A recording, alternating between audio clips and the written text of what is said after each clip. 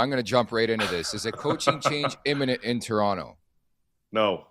Look, everything that I've been told is that's the last thing the Tree wants to do right now. He does not want to fire Craig Berube. Now, this shit show that you guys are talking about keeps going. He may not have a choice, but that's not what he wants to do. And I think he understands that there are roster deficiencies in this lineup that are effectively plaguing this team. The effort that we've seen from some guys has been rough. Realistically, they only have 4 top 6 forwards, so that's a factor as well. And again, the guys that are supposed to be, Willie Nylander hasn't scored in 11 games. He's got 5 points in that span. He was top 5 in scoring for the first 2 months of the season, top 10. And what happened? Austin Matthews, I still give a little bit of benefit of the doubt. You guys were touching on this earlier. Like, I think injury, I don't think he's 100%. So I think that's factoring in on his shot and just his overall performance. But overall, you'd still expect more out of him. You expect more out of JT right now, who was great in those first couple of months too. And you expect a lot more out of Morgan Rielly. And something at some point is going to have to give here. They keep losing. Maybe it is, Berube that falls on the axe or sword or whatever it is. But everyone complained and wanting a new voice when Sheldon Keefe was around. And now everyone's complaining that maybe it's got to be the coach again. I think you got to take a harder look at the core guys versus the coach. I'm with you, Dave. I think you got to take a look at the guys on the ice as well. And I think part of that goes to the guys that Treliving put out there. But yep. I guess, is this effectively MLSE, Keith Pelly, Brad Treliving saying, no, Berube's our guy, you need to be better? Because, I mean, just to kind of add to it, I look at the comments that everybody has made, from Matthews to Tavares to Berube after the games. Like, it is disconnected in there. There is different messaging coming from anybody that you ask. Right. Even OEL steps up. Nick tweeted out the clip. Like, he steps up. He's the man in the room who says things aren't good enough. And then Austin Matthews and Tavares come out and they're like, well, we're closer to being great than we are being bad, and things are headed in the right direction. It's like, well, you had a guy in the room who just said no. You had the coach who said no. You have the coach who's saying ask those guys. And now we're hearing Brad Treliving is effectively backing Craig Berube and saying we're not going to move off him, or they're unwilling to move off of him. It feels like there's a lot of finger pointing at those guys and just saying, this is who it is. It's your fault and you better figure it out. Well, I mean, that's been the issue for the last little while, right? Again, I go back to all the voices chirping loud about we need a new one. Sheldon Keefe isn't the guy. He can't lead this group. They're not. It's not resonating. And then you bring in Berube. And last season seemed a lot better overall. And what the hell changed now? It's not just exclusively Mitch not being in the lineup, on the roster. So you have to look at those other pieces. What Tree did in the last couple of years, he talked about bringing the intangibles to the roster. And he's done some of that. And I think the bottom 6 overall is a lot better, performance-wise, overall. Yeah, I agree. Especially after Joshua was scratched for a couple games or sat in the press box, and then he woke up and got going. But it's your main guys. You're gonna ride or die with these guys, and right now you're dying. And I don't know how much longer that can really go. Look, one guy whose name I was very curious about for a while was Morgan Rielly. Has been Morgan Rielly, and at the end of last season, when they had the little powwow, I think there was some discussion, or at least in some form, it was brought up about his no movement clause. And, what I was told was, nope, I want to stick it out. I'm going to be better, have a full off season. And they praised his performance in preseason based on what he did in the summer. He was here more. He was training. He was getting ready. And it just hasn't been good enough. And OEL's a hell of a player. He's a great guy. He shouldn't be your best defenseman. He has been, hands down, this season. He shouldn't be. It should be Morgan Rielly. Morgan Rielly's not there, anywhere near it. I'm very, very curious if they try to do some kind of shakeup here, if they go in that direction and have that conversation with him again about moving his or waiving his no move. I don't think it's there yet, but I've got to imagine that that's something that Brad Treliving is in the back of his mind or thought about, because moving Nylander doesn't really add up. You're not moving John Tavares, you're not moving Nyes, and you're not moving Austin right now. What are you doing? What else can you do? I think you got to look at moving Mo. How far off do you think we are from, noise coming out that the Leafs are open for business and that they're open to talking about anybody? Oh, they don't want to be there. No? Well, so No. what's so we're just going to sit here and take loss after loss? Like, I was laughing earlier on, like the broadcast yesterday, talking about lessons and building upon another loss. Like, am I being punked right now, Dave? Look, I get it. Overall, at least in the first 45 minutes of the game, they were better. They played better. Sure. It's also the Dallas Stars. Like, they're one of the best teams in the league. They're the second best team in the league. But, it was nice to see that. But then just everything fell out from under them as the game moved along, which we've seen a number of times, this season. There's no clear-cut answer, and I don't think there's only one answer. Like, there's not one solution. You guys talked about right before Cowan coming out of the lineup. I mean, I get it. Where you playing him, I get why you want him in there. But if everything that's circling around the league is accurate, Michelli's available, Domi's available. You got to at least show everybody what they can do. You can't have him sitting in the press box entirely. So I get it from that side of things as well. This is a tough situation to be in when you're trying to find solutions and you're also trying to make moves that almost go hand in hand in terms of trying to find solutions in that respect. And the original solutions is on the ice with the guys that you've got, and then trying to see if Tree can bring in some outside help to fix this. They've got some cap space, not a lot to play with. They've got a little bit of wiggle room. If they do anything big, they're going to have to move bodies out. And I know Tree's been having these conversations, not just on the back end trying to find a puck mover, but since the summer has been looking for somebody up front. We've touched on this earlier on in the season too. It's just nobody's throwing them a bone, and they're going to have to get creative in how they pull this off. Again, if just everything completely, falls out and they lose another 2, 3, 4 in a row, Tree may not have a choice. It's just not one that he wants to make.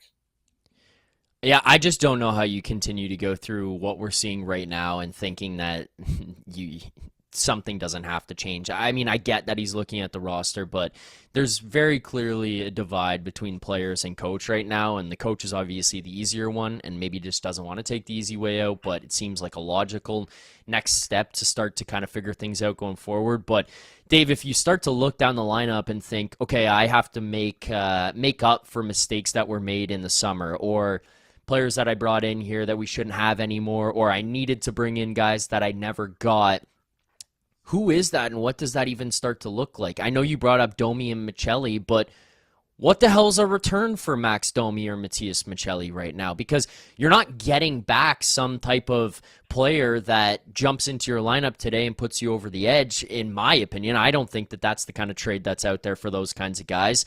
And then I also look on the flip side. If you're trying to acquire a player right now, let's say it's a guy who's going to actually positively impact your team, say Alex Tuch, say Rasmus Andersson, Nazem Kadri. Those are the big names who seem to be available right now or would at least make an impact on your team. What the hell does that even take to get those guys, Dave? Because it seems like it's a huge package to go and get, and I get the opinion that every GM who's going to pick up that phone is going to be like, I know you're dealing from a position of weakness, Brad. Like, that deal that you think it's going to be, it's actually a little bit more. So do you want to work with us? Do you want to make that trade? And at what point is it just not worth it anymore for these guys? Because we talk about the whole issue that it's always come back to.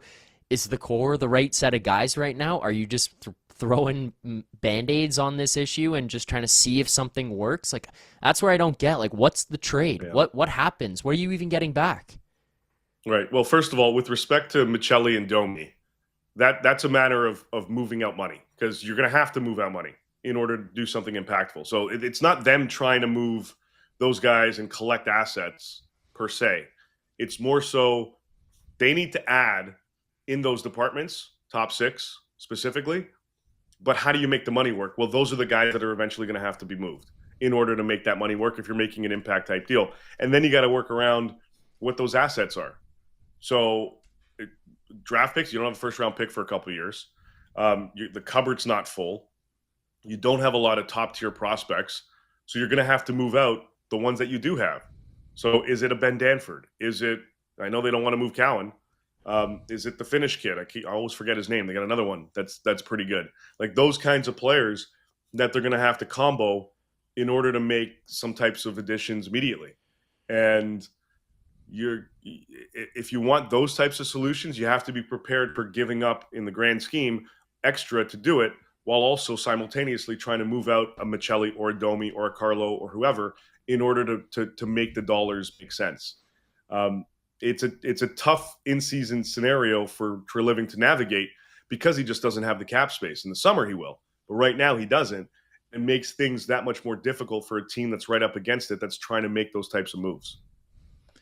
Dave, I want to circle back on Pete DeBoer. Do you have any sense of what this guy's thinking? Because I think it's one thing to talk about Pete DeBoer potentially taking over for Craig Berube, but does he even want Toronto? Like Zach and I talked about earlier on, like the prospects of a couple different teams, namely Winnipeg, maybe LA that you're close to, that could be contemplating a coaching change as well. So do you have any idea what DeBoer is thinking right now? Yeah, sidebar, LA's not thinking of a coaching change. So I know that gets hyped up a lot, and the LA fans just can't stand Jim Hiller. For whatever reason, but he's not getting fired anytime soon. With respect to DeBoer, what I was told was he's comfortable right now, and he's still getting paid by Dallas for the rest of the season. Nice, and he's focused on Canada. So yeah, he's chilling. So he's in good position. But what I was told was if he does consider joining an NHL club, it's a team that's right there. It's a team that you guys touched on it a little bit earlier. He's the finishing piece. He's the one that's going to put you over the edge by bringing him in order to get to a cup final or to win the whole thing. That's the type of team that he would consider going to and joining. From what I've been told, is a team that's right there, and they need that finishing piece to kind of lead them along the way. That's not here. So I'd be a little bit surprised unless they're throwing, $5, $6, $7, $8 million his way per season. I would be a little bit surprised if he would consider this based on what I'd heard a couple of weeks ago about his scenario.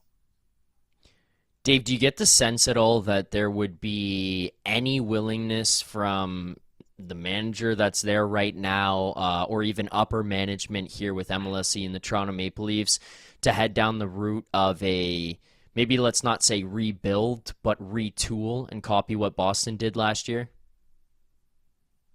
No, not particularly. Because if you're going down that road, you're still moving the pieces we just touched on. You're still going to try to move Domi. You're still going to try to move Michelli.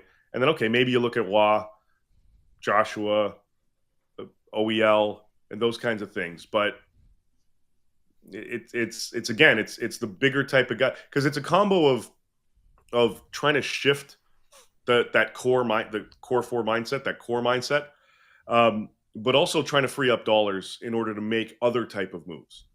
And I think Morgan Rielly, and I keep going back to him and his dollars. I think they would be better served right now elsewhere. I would rather, if I'm in that position, I would rather look and allocate 7+ to somebody else that can roll in the top 6, because just what he's brought on this season on the back end, I think you can kind of supplement that if you're having more of an outburst offensively consistently with this group. Now, again, he's got a full no move. He's indicated in the past he has no interest in waiving it, and that may still be the case. But just looking at things on the surface, that's something that I think I personally would do, and I think that there's been some type of consideration to go in that direction. But I don't know if they've broached that subject. So looking at this team, unless, like, if you're going to do that, you're tearing it down. Then you're trading Willie, and you're trading this guy and that guy and this guy. And I don't see it. I don't see it happening right now. You still want to find the right pieces that insulate these guys. And, you know, I think you have to go in that direction to try to find it rather than move them out. Because then if you're doing that, you have to tear it to the studs. And I don't know if that's even a thought at this point for this group and it's management brass and MLSE brass. Dave, last question before we let you go. Where does Brad Treliving fit in all this? Like, we've been talking for the better part of the last couple weeks. For me, I think, above Tree, they got to make a decision who their GM is. Because if this continues to go south, you got to start moving pieces.